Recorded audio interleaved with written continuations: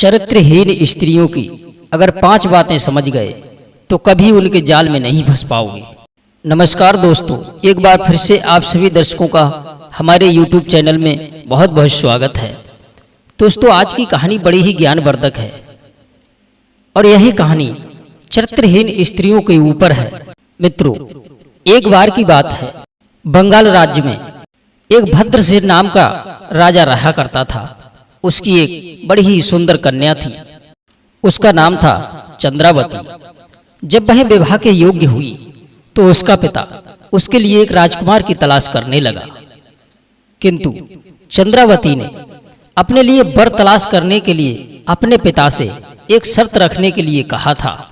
शर्त ये थी कि जो भी राजकुमार उसके 4 सवालों का जवाब देगा या उसके पिता को चौसर के खेल में हरा देगा तो वही उसका पति होगा, और जो भी राजकुमार उसकी शर्तों को पूरा नहीं कर पाएगा तो वह उस राजकुमार को कैद करके अपने यहाँ कारागार में डाल लेगी। दोस्तों, राजकुमारी चंद्रावती की सुंदरता को देख करके बहुत से राजकुमार उससे विवाह करने की इच्छा लेकर के उसके द्वार पर आए थे, पर राजकुमारी के सवालों के जवाब न देने के कारण वो सारे राजकुमार कैद में डाल दिए गए। बेचारे गए तो थे विवाह रचाने के लिए, पर राजकुमारी की कैद में पड़कर उसकी चक्की पीसने लगे। उन कैदी राजकुमारों में एक उत्तर का राजकुमार था। उसका नाम था सुग्र। वो किसी तरह से राजकुमारी की कैद से निकल गया और राजकुमारी के प्रेम में पागल होकर के जंगलों में भटकने लगा। भटकते भटकते भाई एक दिन राजा विजय सिंह के बगीचे में पहुंच गया। उस दिन राजा विजय सिंह भी शिकार खेलते हुए अपने ही उस बगीचे में आ पहुंचे। राजा ने देखा कि एक जवान लड़का बड़ी ही उदास मुद्रा में एक पेड़ के नीचे बैठा है। वो राजकुमार राजकुमारी की सुंदरता को अपनी कविता के माध्यम से बखान कर रहा था। राजा विजय सिंह उस नवयुवक की हालत को देख करके समझ गए कि यह किसी स्त्री के प्रेम में पागल है। राजा विजय सिंह उस लड़का को ढांढस बंधाते हुए उससे पूछने लगे कि तुम्हारी इस उदासी का कारण कौन सी स्त्री है, तुम मुझे बताओ, हो सकता है मैं तुम्हारी कुछ मदद कर सकूं। राजा के पूछने पर उस राजकुमार ने अपना सारा हाल कह सुनाया। उसने राजा को बताया कि बंगाल के राजा भद्रसेन की सुंदर कन्या चंद्रावती के प्रेम में वो पागल है और जब तक चंद्रावती उसे नहीं मिलेगी तब तक वो ऐसे ही पागल बना घूमता रहेगा।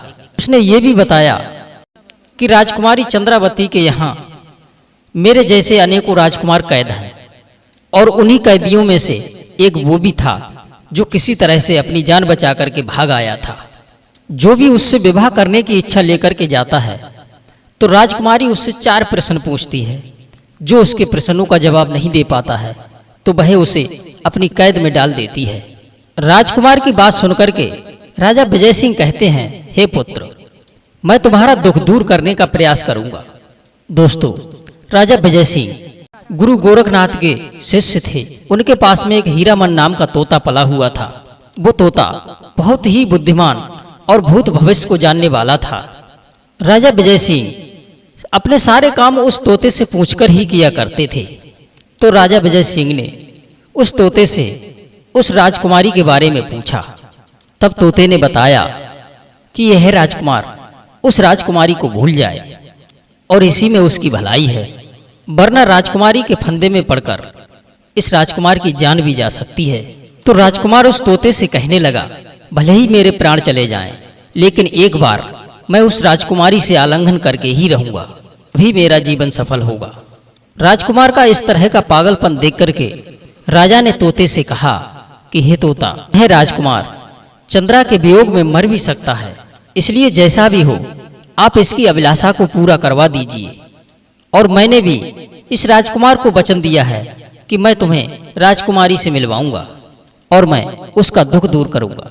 इसलिए हे तोता, तुम बंगाल में चले जाओ और राजकुमारी चंद्रा का हाल लेकर के आओ। तब तोता कहता है कि हे महाराज, बंगाल प्रांत जादूगर लोगों की नगरी है। यदि उन्होंने मुझे अपने जादू से पकड़ लिया तो हो सकता है कि मैं वहां से वापस ही ना आऊं, लेकिन फिर भी तुम्हारा कार्य करने के लिए मैं बंगाल जा रहा हूं। एक काम करो, तुम मेरे पंखों में मोती पिरो दो, जिसके कारण मैं राजकुमारी का ध्यान अपनी ओर आकर्षित कर सकूं। दोस्तों, इस तरह से तोता के कहने पर राजा ने उसके पंखों में कीमती मोती पिरो दिए और बंगाल में भेज दिया। तोता कई दिनों के बाद उड़ता हुआ बंगाल में जा पहुंचा और राजकुमारी चंद्रा की चित्रसारी अटारी पर जाकर के बैठ गया। जब राजकुमारी की दृष्टि उस तोते के ऊपर पड़ी तो राजकुमारी उसकी सुंदरता को देखती ही रह गई। तब तोते ने उस राजकुमारी से एक सवाल किया कि हे मृगनयनी, तुम एक बात बताओ, तुम किस कारण से अब तक कुंवारी हो? क्या अभी तक कोई राजकुमार तुम्हारे लिए ब्याहने नहीं आया? तोते की ऐसी बात सुनकर के राजकुमारी ने सोचा, ये तोता जरूर कोई राजा का राजकुमार है और ये मेरा भेद लेने के लिए आया है। राजकुमारी ने सोचा, मैं इस तोते को अपनी बातों में फुसलाकर इसे कैद कर लेती हूँ। यही सब सोचकर के राजकुमारी ने तोते से कहा, विवाह करना मैं भी चाहती हूँ। मेरे पिता ने कई देशों में राजकुमारों की तलाश की है, पर न जाने पिछले जन्म में मैंने कौन से पाप किए हैं जो मेरे योग्य कोई वर ही नहीं मिलता है। तब तोता कहता है, हे राजकुमारी, अगर आप चाहो तो हमारे राजा के यहाँ एक बहुत सुंदर राजकुमार हैं, तुम उनसे विवाह कर लो, तुम दोनों की जोड़ी खूब जमेगी। वो राजकुमार गुण और बल से भरपूर है। राजकुमारी मीठी मीठी बातों में उस तोते से कहती है कि हे तोता, यदि ऐसी बात है तो तू मेरा विवाह करवा दे। लो, ये अंगूठी ले जाओ और अपने राजकुमार को दे देना। दोस्तों, तोता जैसे ही अंगूठी लेने के लिए उसके पास में पहुंचा तो राजकुमारी ने झट से उस तोते को पकड़ लिया और उस तोते को मारने के लिए अपनी बांदी को इशारा किया और राजकुमारी अपने हाथ में छुरी लेकर के जैसे ही उस तोते को मारने वाली थी, तभी तोता बात बना करके बोला, हे नादान राजकुमारी, तुझे मुझे मार करके क्या मिलेगा? अगर तू मुझे जीवित रखती है तो गुरु गोरखनाथ के द्वारा सीखी हुई संजीवनी विद्या मैं तुझे सिखा दूंगा। आजमाइश करने के लिए तू उस विद्या के द्वारा मुझे मारकर जीवित कर लेना। दोस्तों, संजीवनी विद्या सीखने के लालच में उस राजकुमारी ने उस तोते को नहीं मारा और तोते से कहने लगी कि हे तोता, ये विद्या तू मुझे अभी सिखा दे। तोता कहने लगा, हे राजकुमारी, ये विद्या मैं हमेशा एकांत में सिखाता हूँ। तुम अपने इन सेवकों को इस महल से बाहर कर दो और मुझे अपने हाथों से आजाद कर दो। मैं तुम्हारे कान में एक मंत्र फूंकूंगा, उसके लिए तुम बड़े ध्यान से याद कर लेना। इस प्रकार से तुम विद्या सीख जाओगी। राजकुमारी चंद्रा भी उस विद्या को सीखने के लालच में उस तोते की मीठी मीठी बातों में आ गई। राजकुमारी ने अपने सेवकों को महल से निकाल दिया और मंत्र सीखने के लिए तोते को अपने हाथों से आजाद भी कर दिया। तोता अपनी चोंच राजकुमारी के कान तक ले गया तो तोता ने अपनी चोंच से राजकुमारी के गाल पर ऐसा प्रहार किया कि उसके गाल से रक्त बहने लगा। गुस्से में राजकुमारी ने अपनी बांदी से कहकर के अपना बाज मंगाया। इतने में तोता वहां से उड़ गया। उड़ते उड़ते वो तोता कई दिनों के बाद में राजा विजय सिंह के राज्य में लौट करके आ गया। तोता ने आकर के राजा को बताया कि राजा साहब, राजकुमारी चंद्रा जितनी सुंदर है उतनी ही अंदर से मैली भी है।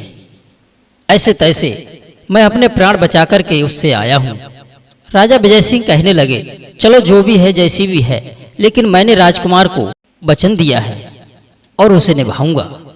आगे उसे पाकर के ये खुश रहे या दुखी रहे, मुझे उससे कोई लेना देना नहीं। इतना कहकर के राजा विजय सिंह राजकुमारी चंद्रा के पास चल दिया। कुछ दिनों के बाद में जब वे बंगाल में पहुंच गए तो उन्होंने राजकुमारी से सवाल पूछने के लिए कहा था। तो राजकुमारी चंद्रा ने राजा विजय सिंह को अपनी शर्त सुनाई कि प्रश्नों के जवाब न देने पर तुम्हें मेरी शर्तों के बारे में पता है। राजा विजय सिंह ने कहा, हाँ, मैं तुम्हारी शर्त सुनकर ही आया हूँ, मुझे तुम्हारी शर्त मंजूर है। तब राजकुमारी राजा विजय सिंह से 4 प्रश्न पूछती है। पहला प्रश्न राजकुमारी का ये था, हे राजन, ध्यान से सुनना। को तपस्वी तप करे, को नित उठकर नहाए, को उगले सब रतन को सब रस खाए। दोस्तों, राजा विजय सिंह गुरु गोरखनाथ के चेला थे। उन्होंने गुरु गोरखनाथ के नाम का स्मरण किया और राजकुमारी चंद्रा के सवालों का जवाब दिया। हे राजकुमारी, तुम अपने प्रश्न का उत्तर सुनो। सूर्य तपस्वी तप करे, ब्रह्मा नित उठ नहाए, इंद्र उगले रतन सब, धरती सब रस खाए। उत्तर सुनकर राजकुमारी संतुष्ट हुई। फिर राजकुमारी ने दूसरा प्रश्न किया, कौन सरोवर पानी बिन, पेड़ बिन डाल, कौन पखेरु पंख बिन, कौन मौत बिन काल।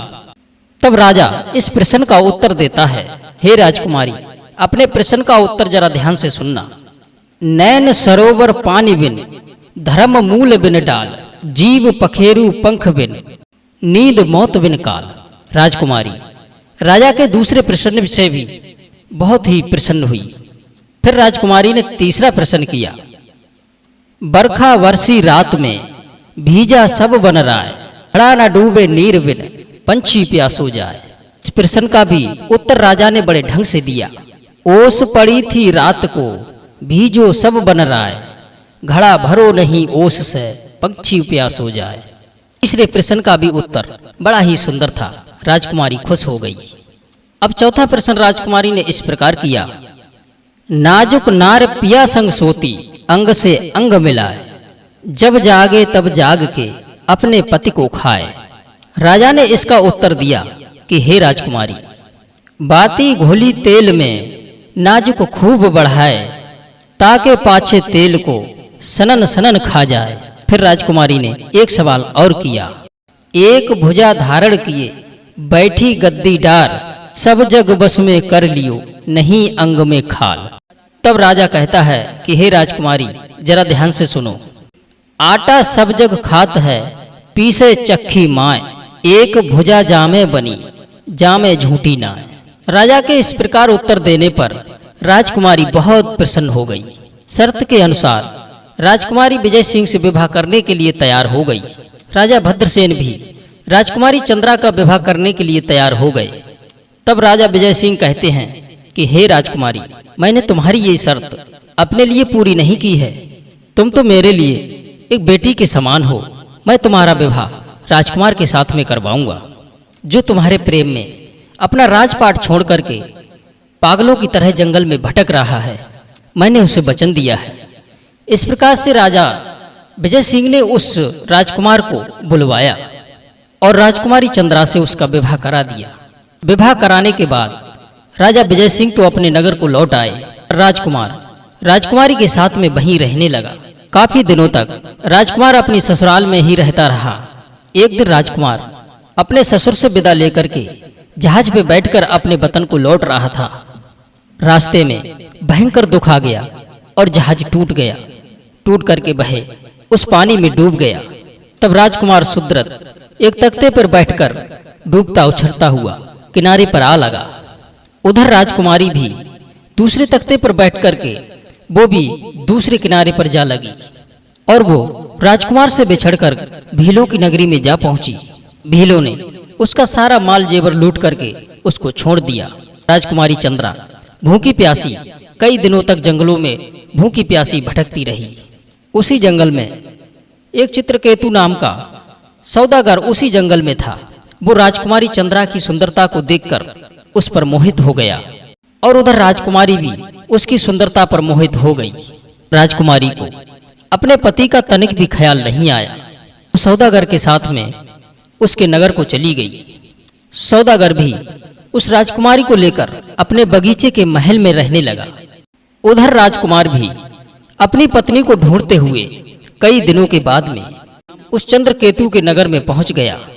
तो उधर राजकुमार ने कुछ पनिहारन स्त्रियों के मुंह से सुना कि सौदागर समुद्र के किनारे से एक बहुत सुंदर स्त्री को ले आया है और वह अपने बगीचे में बने हुए महल में रहता है।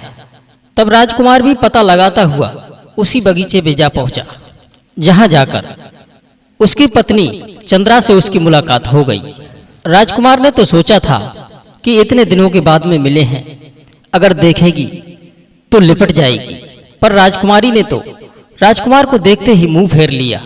राजकुमार को पहचानने से इनकार कर दिया और राजकुमार से कहा कि यही अच्छा होगा कि वो यहाँ से चला जाए, नहीं तो अगर मेरा पति आ गया तो तुझे जीवित नहीं छोड़ेगा। अपनी प्राण प्यारी राजकुमारी के मुख से इस तरह के वचन सुनकर के राजकुमार स्तब्ध रह गया। राजकुमार सोचने लगा, जिसके प्यार में पागल होकर पागलों की तरह इधर उधर भटकता रहा, वो तो किसी और पुरुष के फंदे में पड़कर उसको भूल चुकी है। दोस्तों, किसी ने सच ही कहा है कि जैसे आग लकड़ियों से नहीं अगाती, समुद्र नदियों से नहीं अगाता, उसी तरह दुष्ट नारियां पुरुषों से नहीं अगाती हैं। और दूसरी बात यह है, ऐसी स्त्रियों के विषय में कहा गया है कि जैसे राजा अपने निकट रहने वालों से ही प्रेम करता है, चाहे वो व्यक्ति कोई मूर्ख हो, चाहे परिवार का हो या असभ्य हो। जैसी लताएं अपने निकट रहने वाली वस्तुओं से लिपटती हैं, ठीक इसी प्रकार दुष्ट स्त्रियां अपने संपर्क में रहने वाले पुरुष से ही प्रेम प्रदान करती हैं, चाहे वो व्यक्ति कुरूप हो, दुष्ट हो, चाहे मूर्ख हो। और तीसरी बात यह है जो दुष्ट स्त्रियों के विषय में कही गई है कि अगर एकांत में कोई कुरूप व्यक्ति चाहने वाला भी मिल जाए तो दुष्ट स्त्रियां उसे सहज ही स्वीकार कर लेती हैं, पर कष्ट सहकर रूपवान मिलने वाले अपने पति को भी स्वीकार नहीं करती हैं।